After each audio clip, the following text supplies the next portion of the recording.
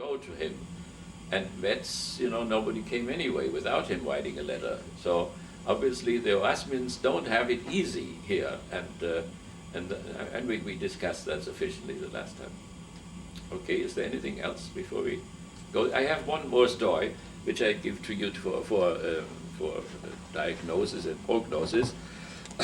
in Iran, when they put the acid into his eyes, and it will happen in a few weeks from now. The interesting thing is, first of all, what we see is, that the lex talionis, or the jus talionis, retaliation, is in the Quran, and it is also in the Old Testament, or the Hebrew Bible. And in the fourth commandment, Jesus says, the old people said, eye for eye, I tell you, hold up the other cheek. That means forgive. The interesting thing is that besides the lex talionis, also the golden rule is accepted in Judaism and also in the Quran. So therefore the court takes the position that if the woman forgives him, then his eyes do not have to be taken. So the rabbis and the mullahs say that to forgive is of course better, but it is a personal thing, and in internal politics or international politics it is not useful, because it will indicate that you are weak. It's a sign of weakness, and that makes everything only more dangerous, because then they think, well, he will forgive me, whatever I do to him, he will forgive me, or this country or whatever, and then the country or the person loses power. And therefore they think it is not a good principle for international politics and so on. But what the court said in Tehran is, I think it was in Tehran, is shows that of course also Muslims think that to forgive is higher, but they leave it up to this woman now, and she cannot be moved. She wants him to pay with his eyes. She wants to have eye for eye, tooth for tooth, a leg for leg, hand for hand. It's the whole body which goes into this. So now what we can say is, that also the lex talionis is, of course, a moment in the evolution of the moral consciousness of man. And there is even an evolution in that law, namely only one eye for one eye, not 10 eyes or so, not 1 million Iraqians for 3,000 Americans or whatever, but really eye for eye. That was progress, and that is what the court depends on now, and says, you lost 2 eyes, wonderful eyes, by the way, wonderful brown eyes the girl had, and so she lost 2 eyes, so he has to give 2 eyes now. But there is another step of evolution which is visible there.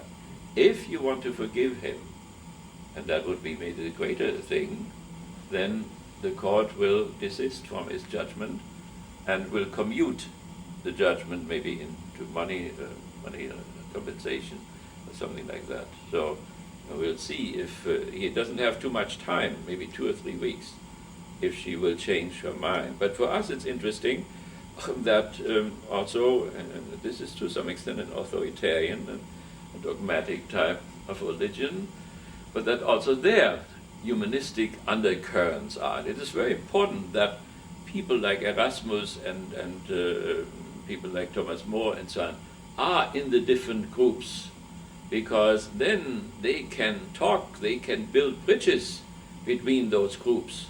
If you have only authoritarian types everywhere, it's very unlikely that you will have an ecumenical talk. So I just told Dustin, this former, say his name again, the former president. Khatami. President. Khatami, well, something like that. But because he studied in Frankfurt and is familiar with the Frankfurt School, and he tried to build bridges when he was in power, and there is a chance that he will get into power again. So it is very important that you have these Thomas More types in the different camps, because then they can make connections.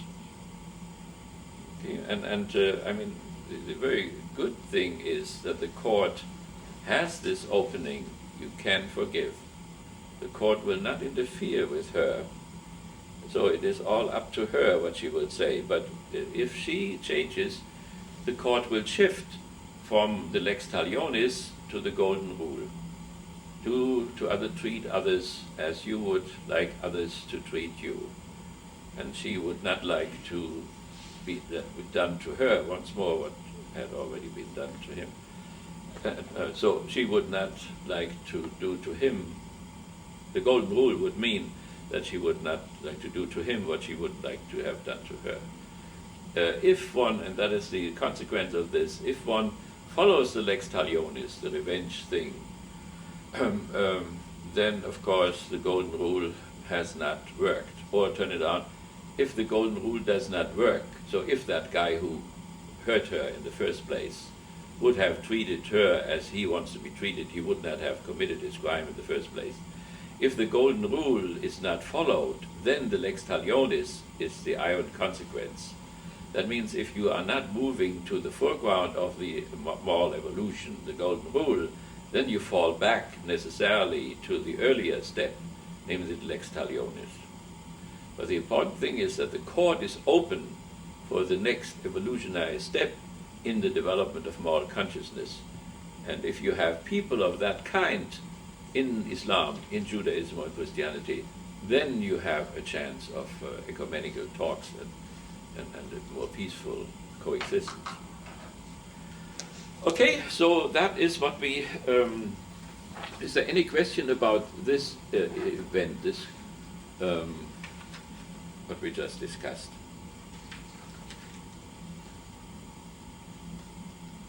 Any question about this, or why we are doing this?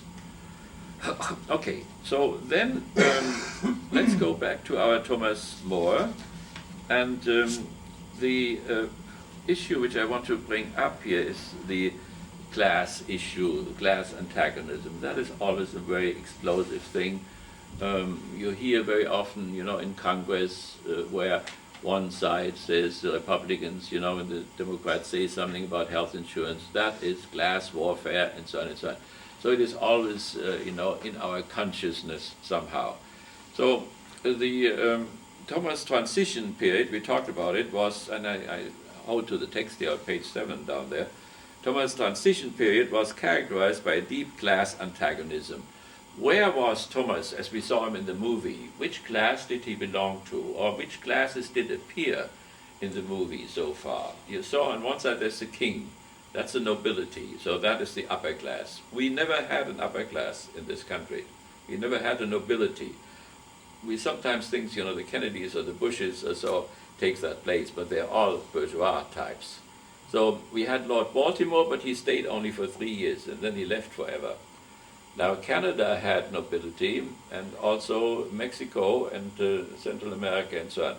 But we were totally bourgeois. We are pure.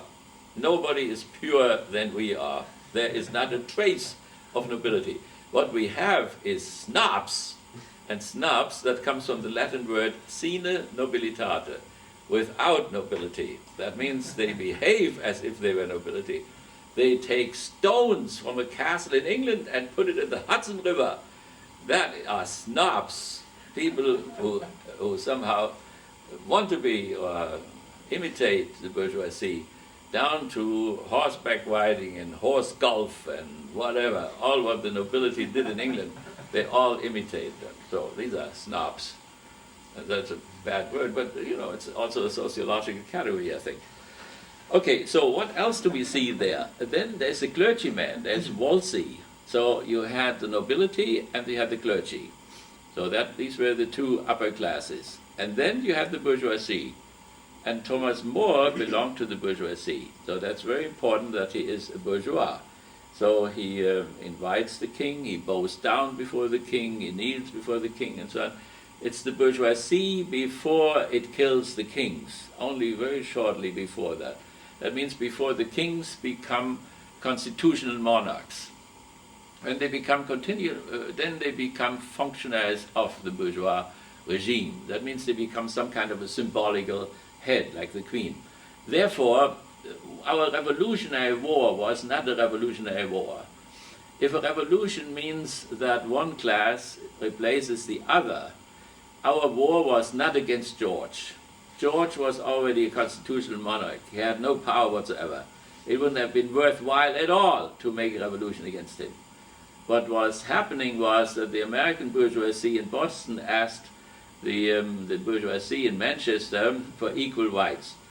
The colonies in antiquity had the same rights as the homeland, the home city. But in modernity, the colonies are not on the same legal level. So what the bourgeoisie in Boston asked was to get to the same participation in the legislative process before they would pay any further taxes and so on. So that was not a revolution. That was a separation war or whatever, an emancipation war. But what was a revolution was the Civil War, where the ruling class of the North annihilated without mercy the ruling class of the South. And so the aftermath you can see still in the old Confederacy. And sometimes my website is attacked by these people, and then I have little discussions with them. So, and they cannot forgive me that my wife was a Southerner, that I was a Yankee marrying a Southerner. And they have a name for people or women who do this. They didn't tell me what the name was, but I can imagine what the name is. So this is now, over 100 years after the Civil War. So how painful all that was is quite obvious. So while we are dealing with England today in most friendly ways, between the North and the South there are still, deep resentments working on, because I think it was, we should change it in the history book someday and should give the right names to that and call the Civil War a real revolutionary war and the other one maybe an emancipation war or something like that. Okay, nevertheless, then there were, of course, people, servants in the house. We saw it in the movies and so on. So you have farmers, you have artisans, which is a certain stratum in society, and then you have people who work on the farms, just farm hands and so on. And he had some of these servants in his own house. There was no slavery any longer. By the way, the Utopia of Thomas More has slaves. So there are 2 slaves for each family or something like that.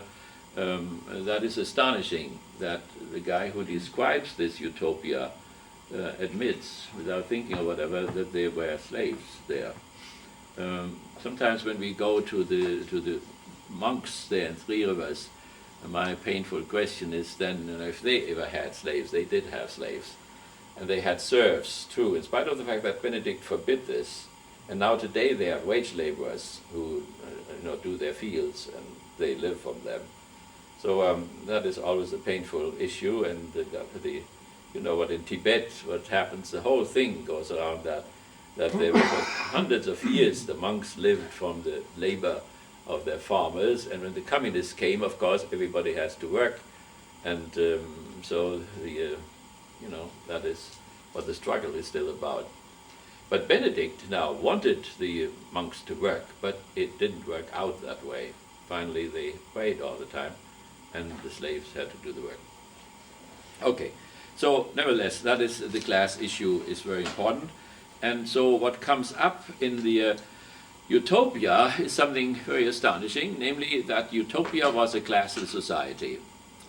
That means in the Utopia, Thomas opposes the private property.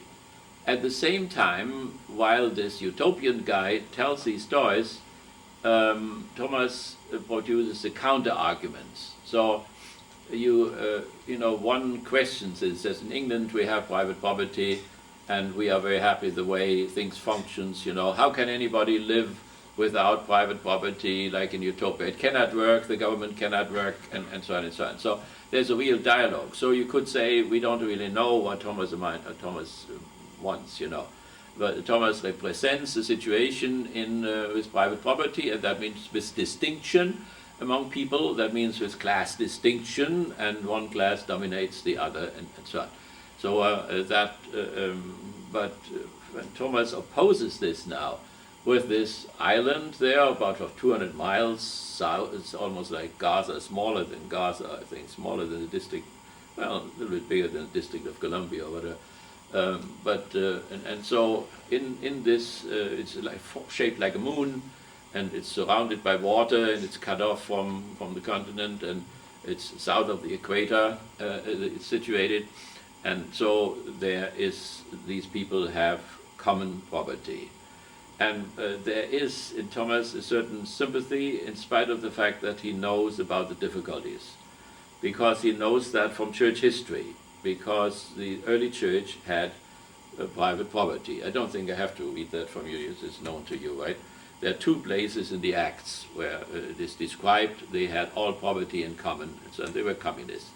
And in one case, where old man sells his thing, and then he brings the money to the apostle, Peter, and then Peter asks him if that's all the money he got from the sales, and he says yes, and then it's a lie, and so he right away gets a heart attack, and as a punishment. And then comes his wife, Sapphira, and they ask her that too. Is that all what you got from selling your land? And she also says yes and lies, and they say, the feet which carried your husband out will carry you out now. And she gets a heart attack too and dies, which is very rough. That means really the punishment of death is for their lying, but behind it is also, it seems that on one hand it was voluntary. You could give up your property voluntary, but on the other hand, it didn't look so voluntary. And Erasmians of the day, Eugen Kogon and Küng and so on,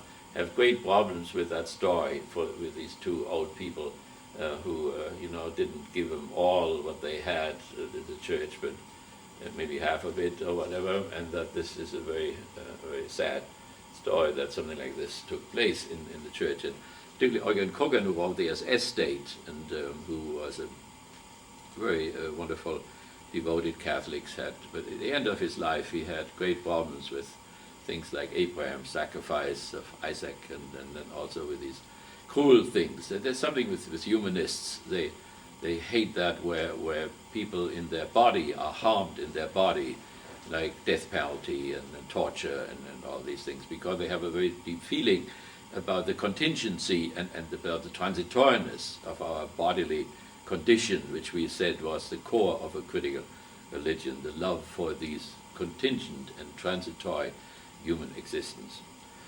Okay, so nevertheless, and then of course we have it among the monks. So then after the martyr time was over, the monks all lived in communism. And at the beginning of the capitalistic era, in the 13th century or so, and the little cities were growing Assisi. St. Francis of Assisi was, is the symbol for this rebellion, where he naked appears on the marketplace in Assisi and throws all the clothes to his father. He doesn't want to have anything. His father was an early capitalist. He doesn't want to have anything to do with him. And the bishop puts his pluviale, his raincoat around him, which is the raincoat of the senator originally, and to protect him. And later on, with Innocent III, the most powerful pope, Francis didn't want to have poverty for the order even. I mean, the individual monk should not have any property, but there where you went to Three Rivers, they have collective property, which they own together. But even that Francis wanted to give up. So everybody was to walk around, with this little plate and ask for food, and he asked, for sauerkraut and pudding, everything together in the same plate, and he died already when he was 32 or so. It's no wonder, with this type of a diet. So, but he went really to the extreme, and so one can see, and then the Dominicans, they were called the beggar orders, both of them. But Dominicus, never had this idea not to have property for the order at least. But there is this suspicion, against a pre-Marxist suspicion against having private property. And for Marx, then also humanist, private property becomes the original sin, really, with which everything starts. So that is an inheritance of Judaism, particularly the Essenes south of Jerusalem, from whom we have the Qumran texts. They lived without poverty. They had a communistic community. You have today in the secularized form, and not so secularized, there are still a few kibbutzim which are religious, and then there are a lot of kibbutzim which are secular and Marxist and socialist and so on.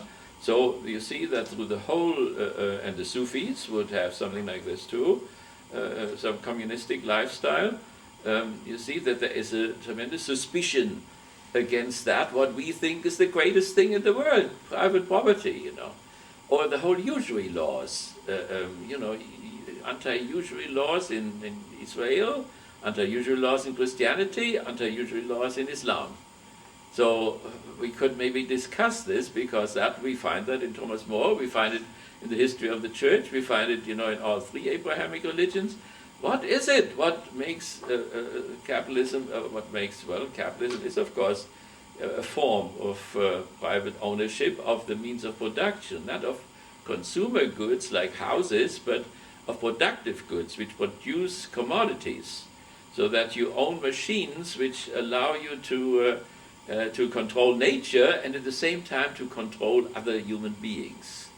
That is the real issue, that this ownership gives you power over other people, and that is present in owning of slaves, and therefore this utopia there, you know, has a little defect there, because they have no ownerships, but then they have slaves, and that indicates that they own them. That is what a slave is, a man who is owned. So it's a little something which Thomas didn't look at or whatever. But maybe we can discuss it in terms of our situation now, right? Because some middle way is, which is in the Utopia too, that laws should be made by which that property should at least be limited. So instead of saying nobody is allowed to have private property of the means of production, we say, okay, you can have that property, but you can only go to up to 250,000 a year, like you know, Joe the plumber, or you can, with McCain, you can go up, you know, to 1 million or 2 million or whatever. But that's the cut-off limit. But Thomas More, you know, who discusses both, how we have it in England and how it is in Utopia, you know. Does it really work? Can one really go? Can one enforce such laws at all? You know, and there you see the whole dilemma which we have today. So today the president met 60 mayors, and he really threatened them. He said, I will use all the power of my office against anybody who abuses that taxpayer money which we will give you, abuses it by fraud or by inefficiency or by whatever. The question is only, you know, will the man be really tough enough when it comes down in terms of the enforcement, you know. So that means which pins him as the government against the ruling class, which are the owners of the banks and the owners of the industry. He will impose a czar. There will be a czar for the car industry.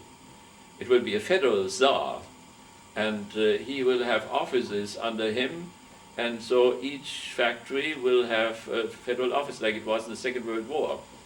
And that is federalization, of course.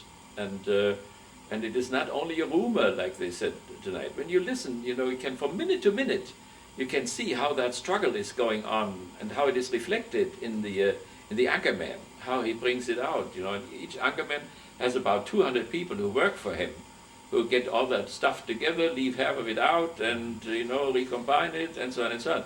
So when you listen to them, you see how this discourse is going on, a frightful discourse, which really has to do with what is the very core of the utopia, namely, should we allow private property or not? Should we federalize all the banks and all the productive industry?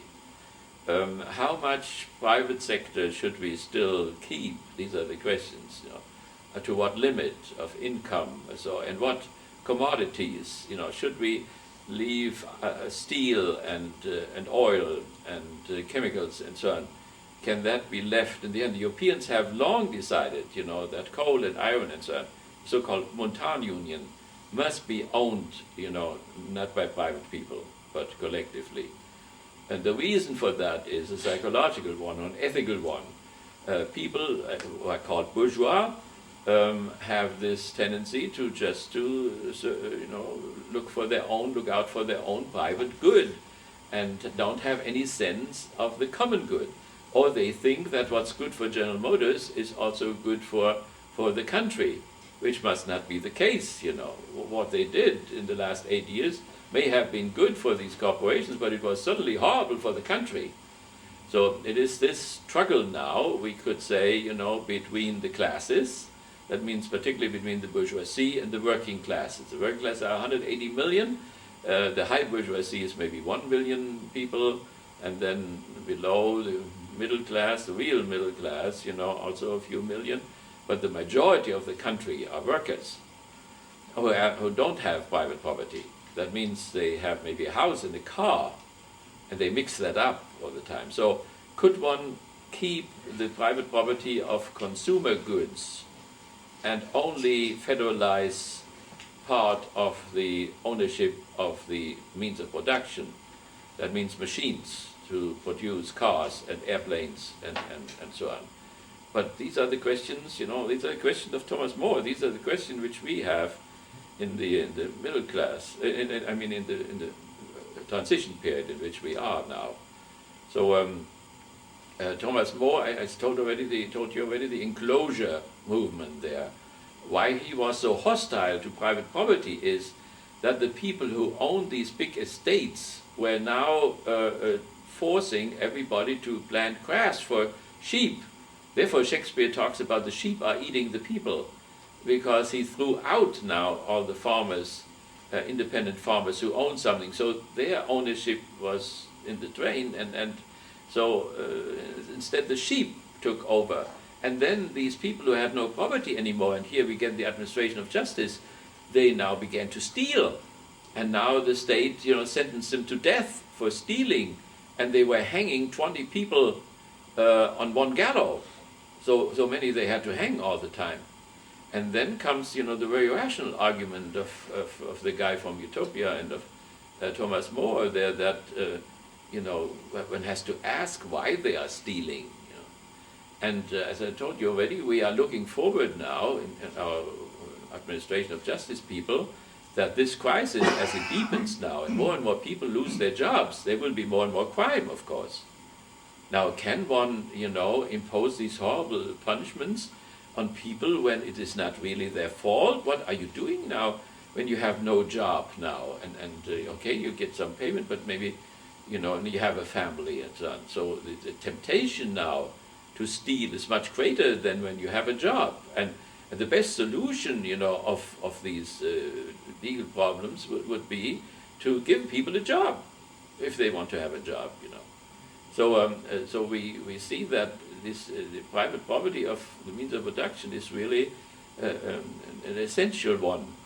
And we have a problem in this country in that sense that we cover up the class problem, which is the poverty problem, with the slave, with the race problem.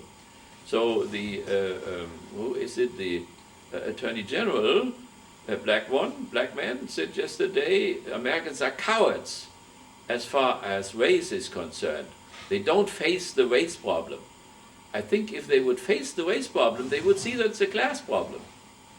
Namely that people of a certain race always show up again in a certain low class. And that's really a class problem. Not that they are black, but that they were slaves. And if they today ask for reparation, that means that they get the surplus value back, which was stolen from them. Because the surplus value, that means that what the worker produces more than what he eats. That is the same thing. If you are a slave, a serf, or a wage laborer, you always produce this surplus for your master. He gets it and has not worked for it, and you worked for it and you don't get it. That is the fundamental cancer. That is behind the slave thing, behind the race thing there. And we had that in Germany too. They reflected the whole class anger, the class struggle. They made the Jew a racial object, and in spite of the fact that they said at the same time, if the Jewish high finance will once more get us into a brotherly war among Aryan nations, that will not be the end of Europe, it will be the end of the Jewish race. When you look through that race thing, then it was the high finance. It fired the super banker who sits in Paris today. the family, but they came from Frankfurt, from my town. And the wonderful garden for plants and the zoo and so on are all presents of the Rothschilds in Frankfurt. So it was not that they were Jews, but that they were part of the upper class, and they were, separated then from the Aryan class. So when things went well here too, then when there was prosperity, that was the work of the Aryans, of the Fords and so on. But if things went wrong, then suddenly Greenspan comes up, and we discover that Greenspan didn't know what was happening. And now Greenspan says that a periodical federalization of the banks and the industry would be a good idea, and suddenly they discover that he is a Jew. This is all very, very problematic. So we have to see what tricks people play, and the tricks which the anchormen play, or anchorwomen play. So they get $1 million for that job. So it must not be an easy job, but they're doing every day. Okay, so, and it was from the very beginning for us, it was this issue to gain maybe from Thomas More, from this Erasmian, from this humanistic tradition, to get some categories which may help us, to look through things and to come to a conclusion, because while we put this, Roosevelt liberalism into power, that was a good decision which will last only 4 or 8 years, during which we have to make much deeper decisions concerning the private property of the means of production, concerning the ruling classes of this country, concerning this inner sovereignty of the state versus civil society, the struggle of the citoyen, of the citizen versus the bourgeois. It will not be enough just to be a citizen every 4 years during the election or so, but that we are citizens continually. That means that we are, and the students through the third student movement, and that they were pushed into the iron cage of capitalism again, have become little bourgeois, concerned with their private affairs, which is fine, by the way, but these private affairs are interconnected with the collective affairs, because you may not get a job if we do not solve this problem, right? So it is theory and it is praxis at the same time. It is all understandable. It's understandable why the students, have become privatized. Everything has become privatized. The army has become privatized. Religion has become privatized. So therefore the students have become privatized. So they say, well, I have to work, do my tests and so on, so that I get a good grade and that I get a good starting chance and get a good job and so on. That is all good, of course. Nothing wrong with this private. It should be rescued, by the way, in where we are going. But on the other hand, to cut off and say, I'm not going to this movement or that, I'm disassociate myself from all of that. It's not really realistic, because, if that really will come to fruition, the work you do for your job and your family depends what the overall situation is. And they are firing not only blue collar workers, but white collar workers too, who have a degree and a massive degrees. People are fired all over the place. So therefore it is important, to see the private side, the individual side, but not to forget the collective side, which the students were disappointed. They had great hopes, new love, new religion, new politics and so on. And then, Kent State, and they were butchered by the National Guard, and Mexico City and other places, and so they lost contact with the public sphere. So that they are concerned with their own progress and so on, that is a good thing. What is not so good is that they have lost contact with the public sphere, They don't understand in England why we are not protesting against this 1 million people dead in Iraq or whatever, so like the students did in the 70s or so. There's something else, a little thing which belongs to the contemporary issue thing. The president has just or is visiting Canada, and now all nations of the UN have the obligation to deliver him to Den Haag. But the question is always, to have an obligation as a member of an organization like the UN, and then really doing it. And so the president tested this by going to Canada, hoping that, first of all, Canada is a friendly state. They will never do this to him or to any member of his cabinet, and so they will not reinforce it. And so it will be interesting when he goes if there will be any stirrings in Ottawa. When he visited the last time, there was stirring. The lawyers got up against him and wanted to catch him, and but he had still immunity. But now he has no immunity anymore. But it's a right-wing government in Canada and Ottawa at the moment. So it means he is a daredevil still up to date, but he stays only 2 miles away from the border. So he can fast jump over again. If something should stir in Ottawa, he can right away travel back. But it will overall, it will be interesting with Pinochet. He was finally caught in London and was to be delivered to a Spanish court, which then would send him to Den Haag. And also Rumsfeld was caught in France, but the Germans pulled him out in the last moment. So the question is, you know, he trusts, obviously, that Canada is a friendly, and it was an ally, and that the government is conservative, so they are really his friends, and they will not do it to him, which in itself is a strange type of a mentality. To challenge, will you really enforce it? No, you will not enforce it. You're cowards. You won't do this. You know, you won't do this to me. And he will try probably the same thing with England and so on. But as far as the European Union is concerned, you know, it would be better for him not to go there any longer, I think. So, but this is the antagonism between a law and the real having the guts to enforce the law. And then not only the guts, if a country went with him to Iraq, you know, they are in the same shoes in which he is. So they have no moral right, really. They have a legal obligation, but no moral right to turn against him after they joined him in the same crime, or a suspicion of a crime, because he remains innocent until he is found guilty by a public court. And so what they will do when they catch him is to gather material against him, or which they have gathered already, and activate this material. So, so what I would suggest, you know, together with what we are doing, that you really stay in contact with what is going on, you know, in the American consciousness from moment to moment, and then to ask if he delivers us. You know, when we say get categories for Marx, then everybody, you know, is already horrified. So, but when we say St. Thomas More, you know, then the category is a little bit more kosher, and then we can use it better to, you know, to make sense out of the material which flows in all the time.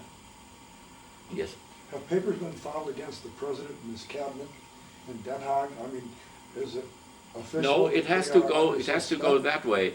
That the member states of the UN have this obligation on the basis of the torture, for instance. There's an international law since the 80s which we have initiated against the use of torture. That's why he says all the time, we don't torture, you know. And then it becomes a matter of semantics. You know, if harsh investigation procedures are really torture or not. Is waterboarding torture or not? I mean, if he wants to know that, he should just ask an FBI man to put him underwater a little while. And then he will know that it is torture, you know. But without that physical experience, he has doubts if that is really torture. But he also has sent people to Egypt and to Armenia for torture, you know, states which allows torture, etc. And there are tragic cases, you know, they have all been collected, what happened to those people when they were sent to Egypt, what was done in Egypt to them, and when they were finally let free and again, you know, and so on, and what that means for the rest of your life. I mean, when we talk about the love, you know, of the transitory thing, torture is one of those most horrible things which you will never forget for the rest of your life. It will be a trauma forever. Even light forms of torture, you know. But I mean, they used electricity, and so like they did against the priests there in El Salvador, the Arena Party, and so on. So we did it here. They teach it in the School of the Americas, you know, how to do that. Okay. Now we want to have our movie there. If we have still, we have still a few minutes there. But is there any question about our strategy? And do you have this book there, or don't you have it? Otherwise, I could read some parts from it there. next time. Well, if you could give us an idea of what sections you'd like to start out with first. Well, there are 2 books, and in the second book there is the real Utopia. The other one is a preparation for it. So Okay. then he describes in a very wonderful language, by the way. I mean, it's something which is very easy to read. It flows. Humanism is form and content. It's not only the content; it's also the form in which it is written. Because the book is quite inexpensive. You can get a trade paperback for less than $10, or if you have Yeah. internet access, you Yeah. can get the whole book for free. Okay. Just type in Thomas More's Utopia. Okay. And so either way, they You can don't find it. don't have to. I'm glad to read some parts of it, but if you want to, we have it. One is here, one copy. So Book 1, Book 2. Fantastic. It's really quite a small book. it's small, yeah, and the second book is also small, but it's So as a quasi homework assignment, start looking at this second yeah. part. If you want to, I mean, we want to do it for volunteer. If you have time enough, and if you enjoy it, I think it is a nice book to have in one's library. It's really done, beautifully done. So And if you get the Norton Critical Edition, it's got some of Thomas's other writings. Some Ovid is in here, Utopia and the Problem of 1516. Some other writings on it, humanism, Yeah. communism. Yeah. It's really good edition. yeah, right, very good. I mean, you will see there's a whole line of socialistic commentators, and then there's a whole line of Catholic commentators. And unfortunately, the Catholics, interpret him backward. So that means toward the past, toward the Middle Ages. They think he defended the medieval order against modernity and so on, which he did not, because that concept of private property applied as much to the feudal lords, for instance, who now threw all the farmers out, as it would do to the capitalists who were there already, but which would determine the modernity. So that is very, very unfortunate, and so we have here representatives of the authoritarian type of Catholicism, which is romantic and always going backward.